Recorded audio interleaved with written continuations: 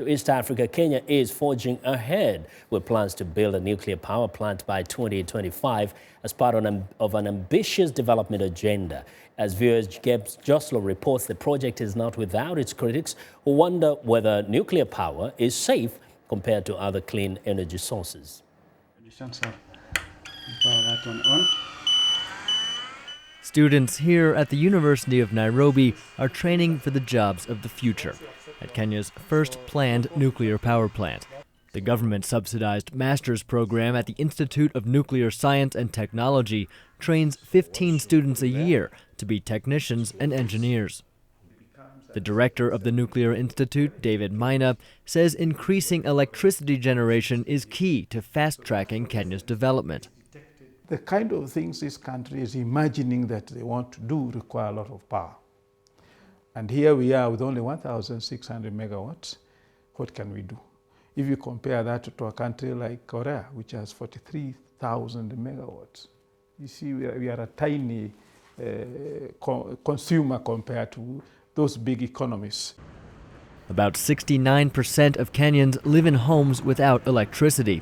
Boosting energy production is a major part of the country's Vision 2030 development agenda. One nuclear power plant could provide up to 1,000 megawatts of that much-needed power. At a recent meeting in Nairobi, stakeholders in Kenya's nuclear project discussed its feasibility, which requires major investment in infrastructure and security.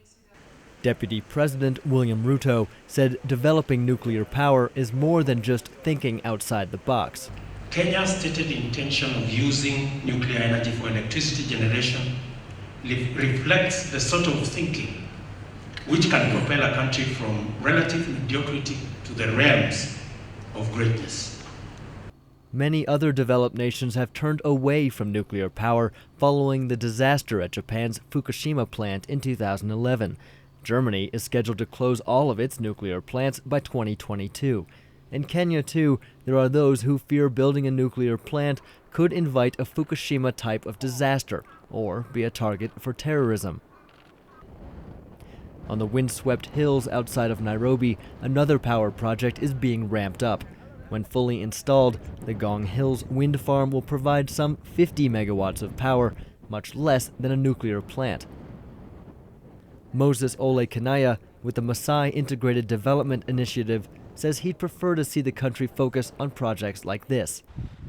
Renewable energy, I think, is more safe because, for example, as you see the turbines here, they have been planted, they're producing power. It's not, doesn't have any major health risks, doesn't have any major even security risks because they just have a guard. Nobody is necessarily targeting it in terms of creating mass destruction. Kenya is also developing projects for geothermal energy, coal, and other sources of power. While nuclear may be the most productive source, it is also the most costly. The price tag for a single plant is more than $4 billion.